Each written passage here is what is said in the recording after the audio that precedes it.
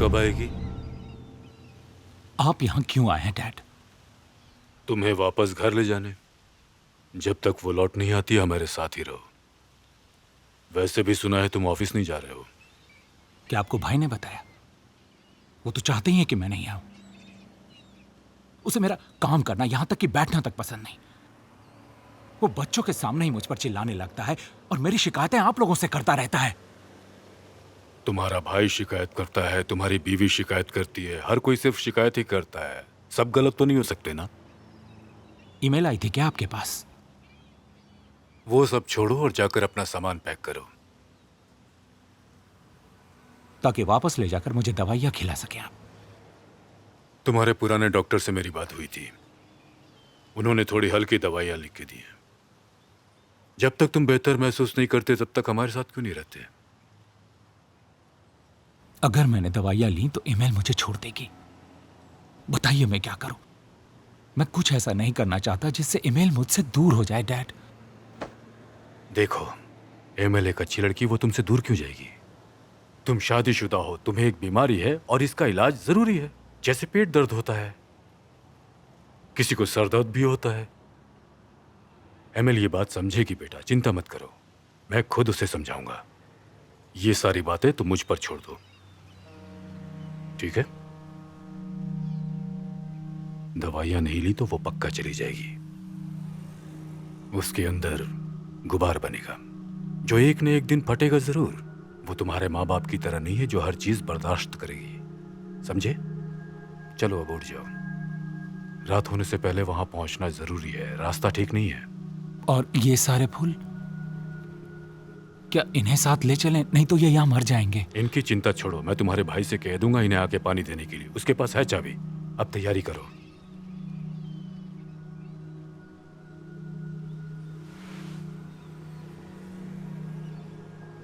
वैसे तुम्हें पता है ईमेल गई कहाँ है? काम से गई है, ऑफिस वालों के साथ। सही है। उसको भी जरूरत थी खुद को थोड़ा वक्त देने की।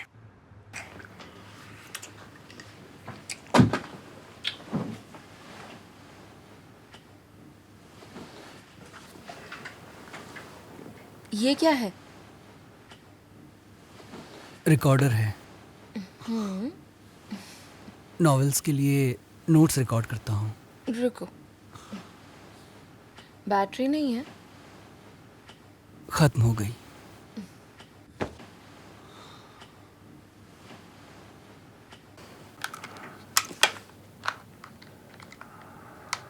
तुम नहाने जा रही थी ना?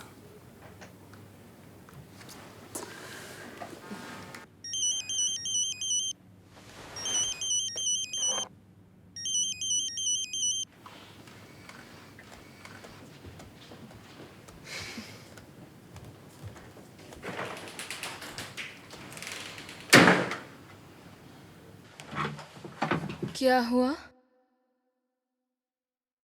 कॉल क्यों किया? हाँ, ओके। कब? ठीक है।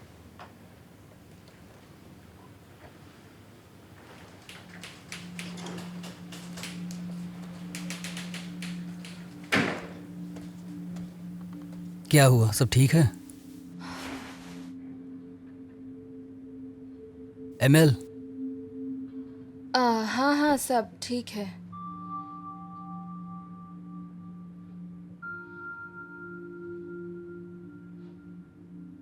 कहो तो मैं चला जाऊं? शायद वही सही रहेगा। ठीक है, मैं पैकिंग कर लेता हूँ। I am very sorry. नहीं, कोई बात नहीं। मैं चलता हूँ, मुझे पैकिंग भी करनी है। तुम जब चाहो मुझे कॉल कर सकती हो। अब तुम्हारा क्या प्लान है? नॉवेल को पूरा करूँगा। कैसा चल रहा है उस पर काम? मौका ही नहीं मिला उस नॉवेल पर बात करने का।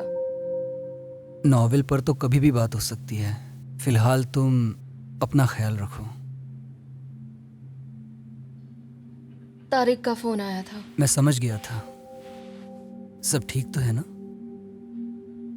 वो अपने पेरेंट्स के घर रहने जा रहा है। मेरे आने तक वो वहीं रहने वाला है। बात तो वो अच्छे से कर रहा था। सही है।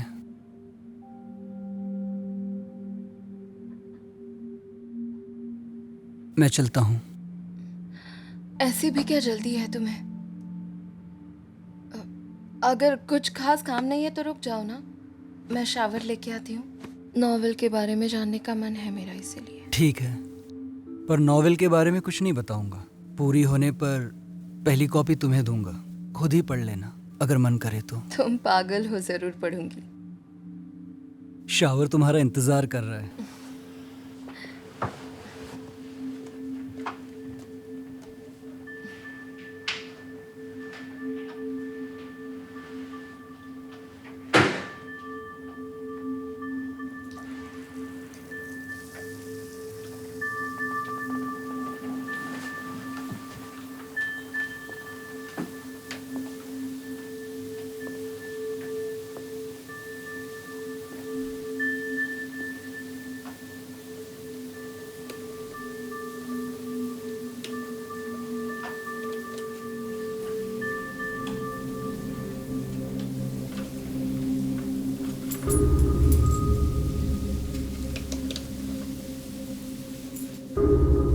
ईमेल, मैं रिसेप्शन पे जाकर बस शेड्यूल चेक करके आता हूँ। तुम्हारे पास मेरे रूम की है ना सेलिम? क्या कहा? अगर चाहो तो रूम की साथ ले जाना। अगर शावर में हुई तो मैं दरवाजा खोलने नहीं आ पाऊंगी। ठीक है, ले जाता हूँ।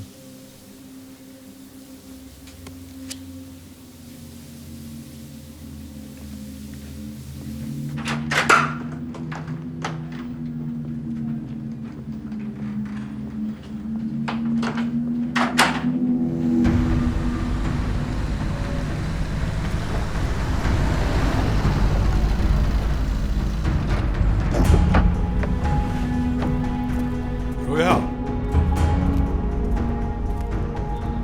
रोया,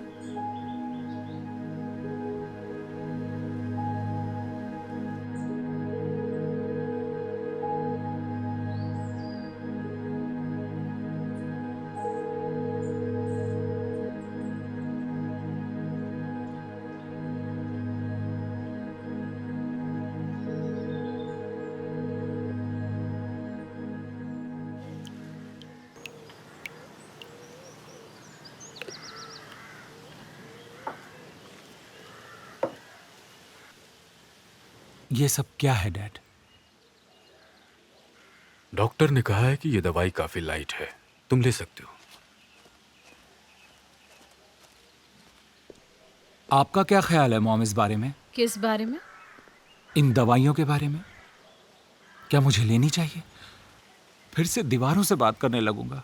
ये बैठा है ना तुम्हारे डैड, ये डॉक्टर से कम है क्या? इनसे पूछो।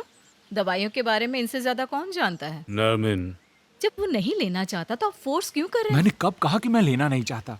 तुम चाहते क्या हो? यहाँ कोई खेल चल रहा है क्या? मुझे डर लग रहा है मॉम।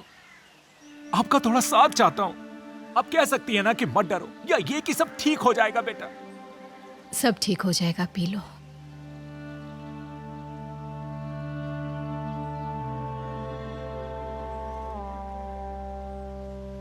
बेहतर होता कि मैं यहां पर आता ही नहीं।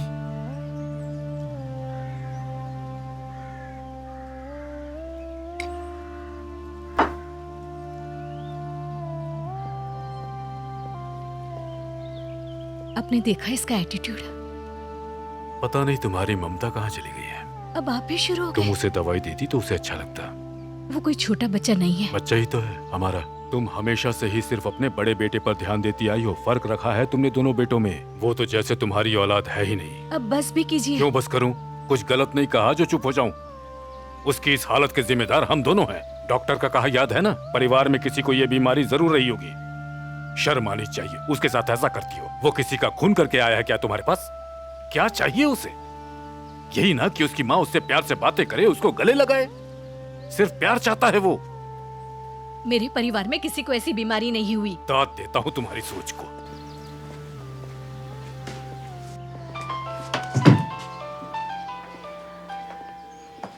आपका फोन बज रहा है।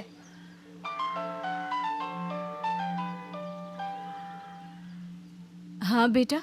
क्या रोया वहां आई है? नहीं, वो यहाँ क्यों आएगी? क्या बात है? डैड है क्या? बात करवाइए मेरी। वो बाहर है। मॉम, मॉम, क्या हुआ? आप रो क्यों रही हैं? मॉम।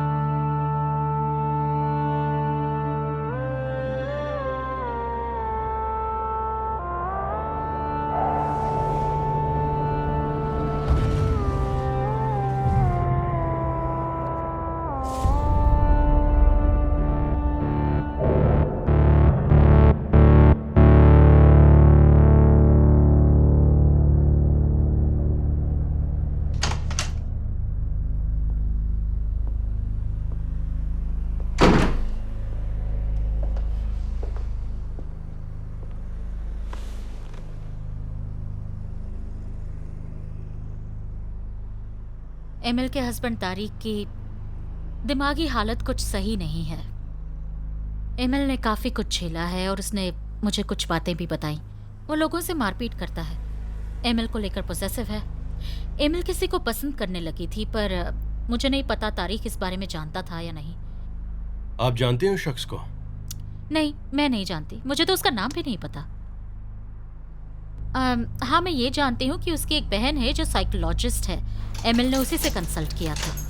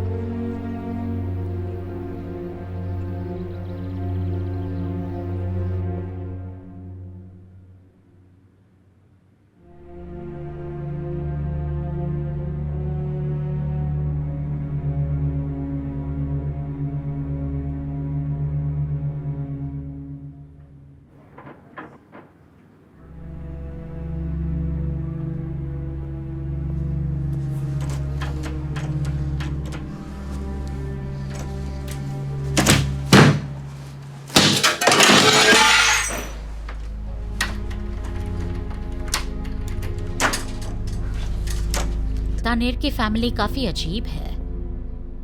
पता नहीं आप उनके बारे में कितना जानते हैं, लेकिन मैंने उनके साथ कई साल गुजारे हैं और मैं उन्हें अच्छी तरह जानती हूँ। और तारिक की फैमिली की वजह से एमिल ने बहुत बर्दाश्त किया है और उसके पास कोई और है भी नहीं। बचपन में ही उसके माता पिता गुजर गए थे। क्या आपको लगता है कि एक्सीडेंट के वक्त तारिक वहां पर था? हो सकता है, पता नहीं। मुझे ये बताया गया था कि तारिक अपने मॉम डैड के पास उनके घर पर था और तानेर गाड़ी चला रहा था और एमिल उसके साथ बैठी थी। फिर कार का बैलेंस बिगड़ा और वो समंदर में जा गिरी। एमिल की बॉडी तो पुलिस को मिल गई, पर तानेर की बॉडी नहीं मिल पाई। एमिल ने सीट बेल्ट पहनी हुई थी, शायद इसलिए उसकी बॉडी कार में ही थी। तानेर की बॉडी बहुत ढूंढने के बावजूद भी नहीं मिली उन्हें। तानेर और एमिल एक दूसरे के बिल्कुल करीब नहीं थे। I mean, ऐसा पहले कभी नहीं हुआ कि वो दोनों साथ बैठकर कहीं पर गए हों। तारिक के घर भी वो बस से ही जाया करती थी। अगर तानेर कहता तो भी शायद वो उसके साथ नहीं जाती। मुझे तो ऐसा ही लगता है। देखिए, मुझे जो भी पता था मैंने आपको बता दिया। बाकी आपकी मर्जी है।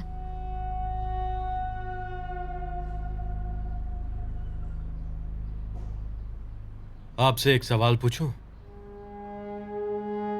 थोड़ा पर्सनल है। हाँ, पूछिए। ये जो आपके चेहरे पर निशान है, ये चोट आपको कैसे लगी? थोड़ा बताएंगी? याद नहीं। याद नहीं है या बताना नहीं चाहती?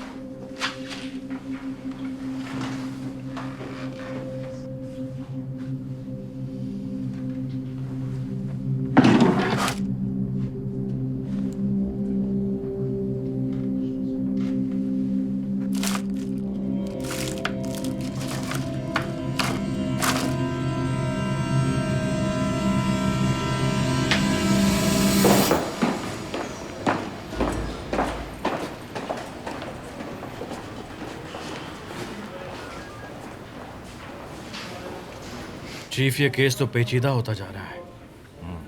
शायद एक बार फिर तुम्हें वहां जाना पड़ेगा यूसुफ। सही कहा आपने।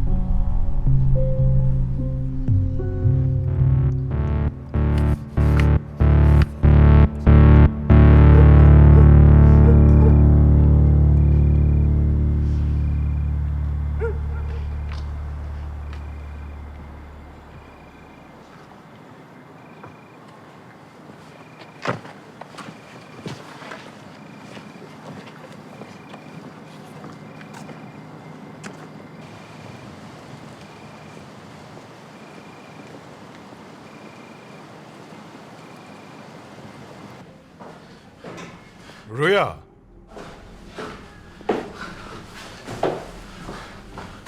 दरवाजा खोलो। रुया। यहाँ तो कोई रुया नहीं रहती। हाँ हाँ जानता हूँ। तो फिर आधी रात में पागलों की तरह क्यों चिल्ला रहे हो? वो जो यहाँ रहते थे पता है कहाँ गए? वो चले गए। कहाँ पर? पता नहीं, आज शाम को ही चले गए। मैंने उन्हें बैग के साथ कार की तरफ जाते हुए देखा था।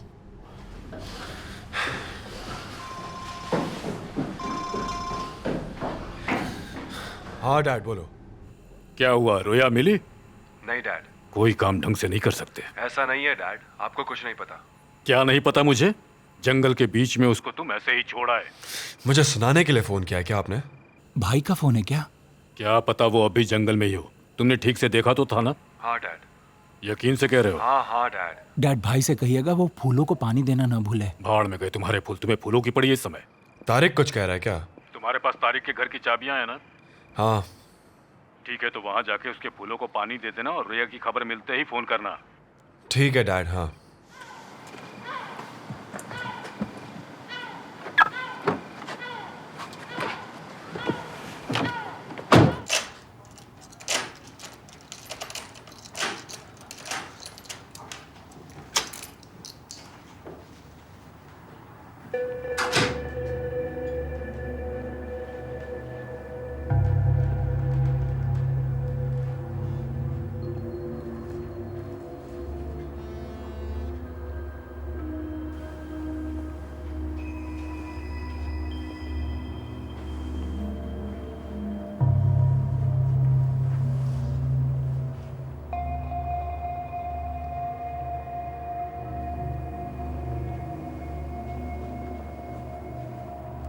तो यहाँ रहता है वो पागल आदमी।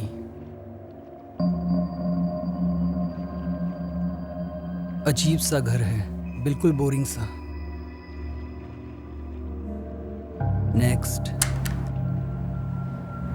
और यहाँ की हालत देखकर तो लगता है कि सफाई दोनों को ही कुछ खास पसंद नहीं है। नेक्स्ट। इन सारे कप्स को देखकर तो यही लगता है कि शायद किसी ने गिफ्ट किया है, शायद तारिक की मॉम ने। नेक्स्ट।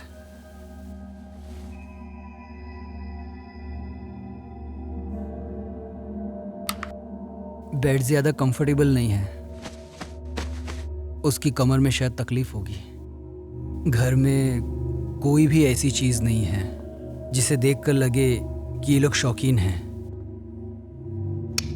किसी तरह का कोई प्रिस्क्रिप्शन या दवाइयाँ नहीं है, मतलब तारिक दवाइयाँ नहीं ले रहा था, जो अजीब बात है क्योंकि उसकी हालत ठीक नहीं है। नेक्स्ट।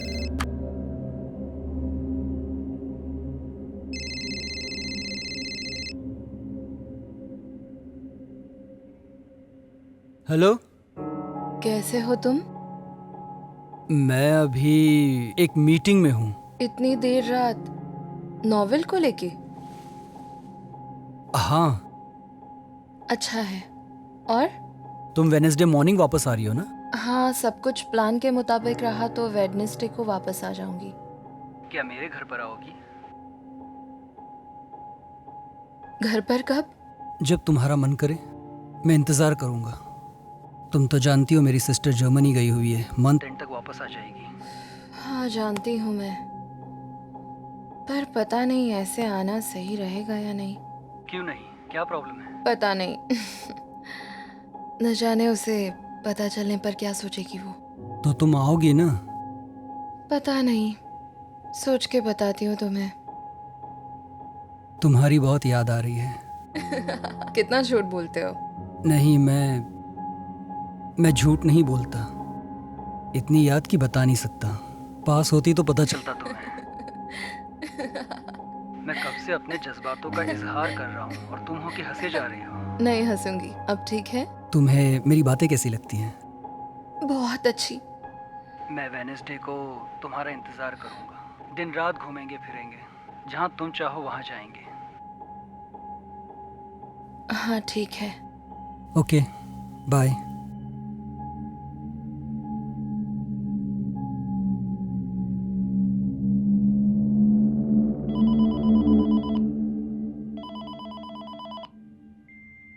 हेलो, प्लीज अपना मैसेज छोड़िए इस बीप के बाद। हाय, तुम्हारा फोन ऑफ है, शायद तुम अपने डैड के घर पर हो। खैर, मुझे तुम्हें बताना था कि मैं वेडनेसडे शाम तक घर पर वापस आ जाऊंगी, ठीक है? एक बार मैं वापस आ जाऊं, फिर आराम से बात करेंगे। आज बहुत ही अजीब सा लग रहा है, कुछ कमी महसूस हो रही है।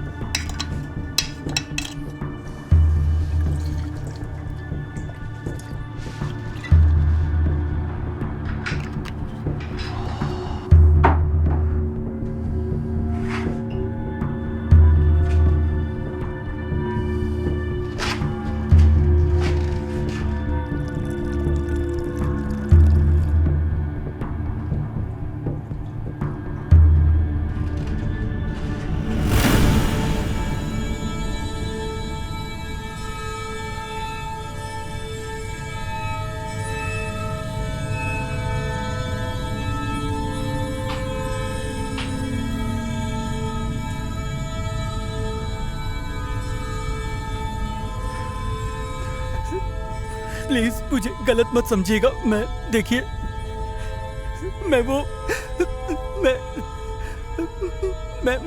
मैं बताता हूँ।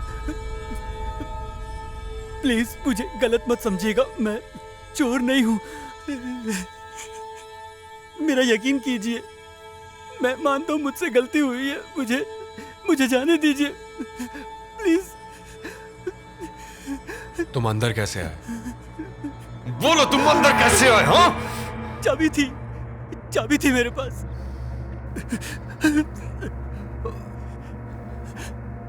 कहां से मिली चाबी? बोलो। वो मैंने बिना पूछे ले ली थी।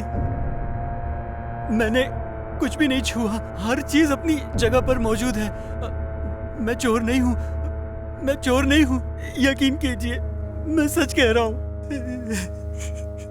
यहाँ पर आना मेरी सबसे बड़ी भूल थी।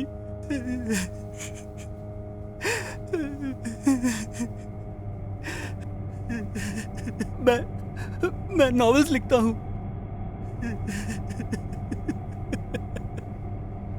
एमएल जानती है? एमएल जानती है तुम यहाँ?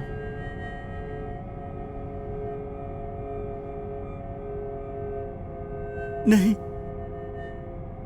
मैंने उसके पर्स से चाबियां लेकर डुप्लीकेट बनवा ली थी। उसे इस बारे में कुछ भी नहीं मालूम। सच कह रहा हूँ, मुझसे सच में बहुत बड़ी भूल हो गई है। अब मैं यहाँ कभी नहीं आऊंगा, इस इलाके में भी नहीं दिखूंगा। मेरा यकीन कीजिए, मैं चोर नहीं हूँ। मेरा मकसद किसी को भी नुकसान पहुंचाना बिल्कुल भी नहीं था। मैं तो बस यहाँ। क्या? मैं तो बस क्या? मैं वो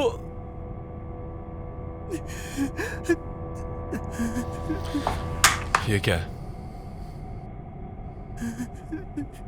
कुछ नहीं,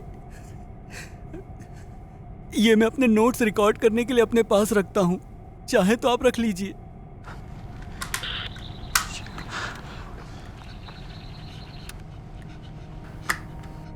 तो यहाँ रहता है वो पागल आदमी। अजीब सा घर है, बिल्कुल बोरिंग सा। बेड ज्यादा कंफर्टेबल नहीं है, उसकी कमर में शायद तकलीफ होगी। किसी भी तरह का कोई प्रिस्क्रिप्शन या दवाइयाँ नहीं है। मतलब नेक्स्ट।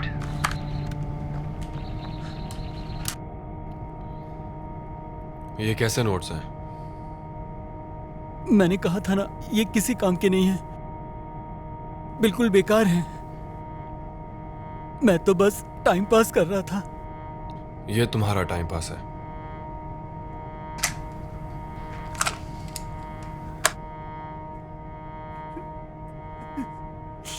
प्लीज मुझे जाने दीजिए।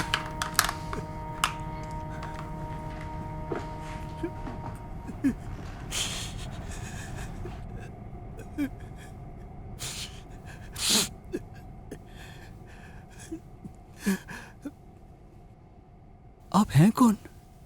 बड़ा भाई। पर एमएल का तो कोई भाई नहीं है। तारिक का। ओह, आप तारिक के भाई हैं।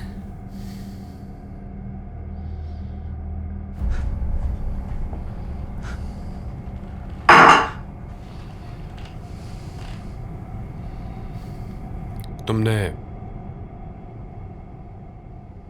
नॉवेल में मुझे क्यों नहीं लिया?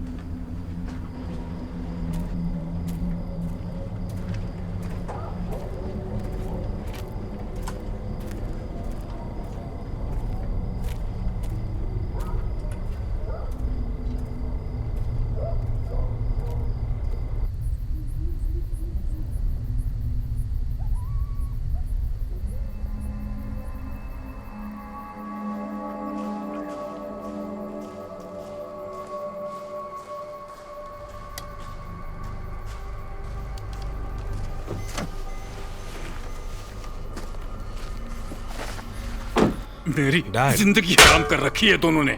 किसी का कत्ल कैसे कर दिया? इंसान हो या फिर कोई जानवर हो, तुम बताओ।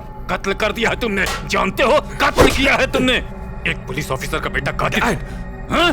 कत्ल करके आया है। 40 साल की नौकरी में एक दाग भी नहीं लगने दिया मैंने अपनी वर्दी पर, और तूने मुझे एक कातिल का बाप बना दिया। एक बार भी अपने परिवार के बारे में सोचा तुमने? सोचा? थू है तुम्हारे मुंह पर, तुम इंसान नहीं हैवान हो। आज से तुम मर गए हो मेरे लिए। मुझे अपना बाप मत कहना।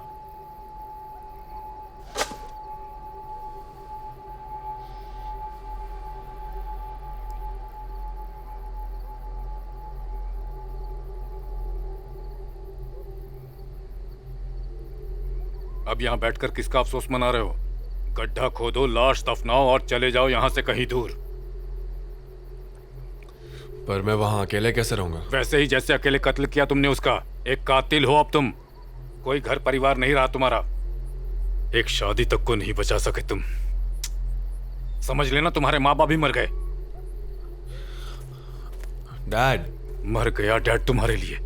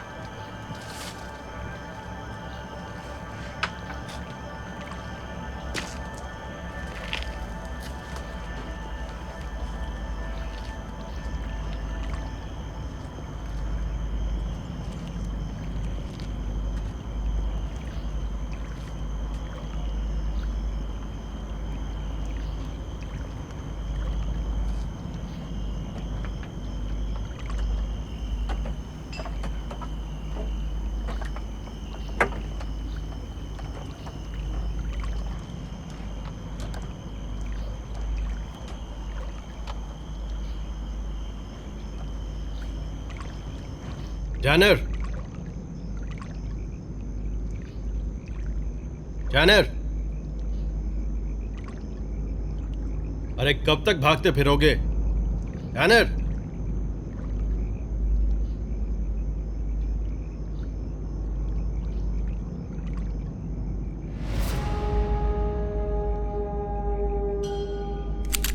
अपने हाथ ऊपर करो, हाथ ऊपर करो, जल्दी। सुना नहीं तुमने? चलो हाथ ऊपर करो, चलो।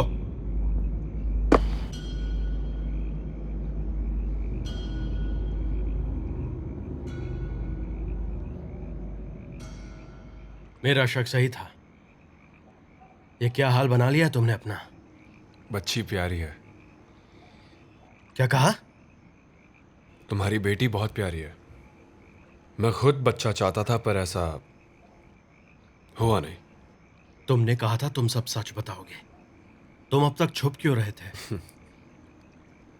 इतनी भी क्या जल्दी है? अभी तो रात जवान है। क्या बात है, मेरे लंगोटिए यार अब एक पुलिस ऑफिसर बन गया है। तुम भी डैड की तरह बनना चाहते थे, उनकी राइफल से भी खेलते थे, लेकिन छोटे हाथों से वो राइफल चल नहीं पाती थी, याद है तुम्हें? हाथ ऊपर। कहा ना हाथ ऊपर। चालाकी की तो गोली मार दूंगा। सिगरेट पियोगे?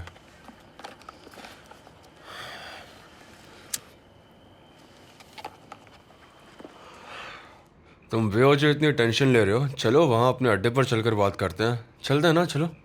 मेरे घर जबरदस्ती आए, मेरी बेटी के सर पर वार किया और मुझे कहते हो बेवजह टेंशन ले रहा हूं। तुम्हारे लिए मैंने टंग का पीछा किया, उसे रंगे हाथों पकड़ा, उसकी वीडियो बनाई। मैंने तो तुम्हारी मदद की है और तुम्हारी बीवी को भी उस कमीने से बचाया। लेंस तुम ही ले गए थे। हाँ, मेरे लिए ये क्या अहमियत रखता है तुम्हें पता है। याद है ना वो बॉनफायर जलाने के लिए ये अक्सर हमारे कितने काम आता था। तुम्हें ये जंगल में मिला ना, न जाने मुझसे कैसे छूट गया। और डैड को वही जगह मिली लाने के लिए जहां मेरा टेंट था। टैनर, वहां चलो। कहां पर? पुलिस स्टेशन चलो। मजाक कर रहे हो? मजाक नहीं कर रहा हूं मैं। इसके लिए मुझे माफ कर देना। बकवास मत करो।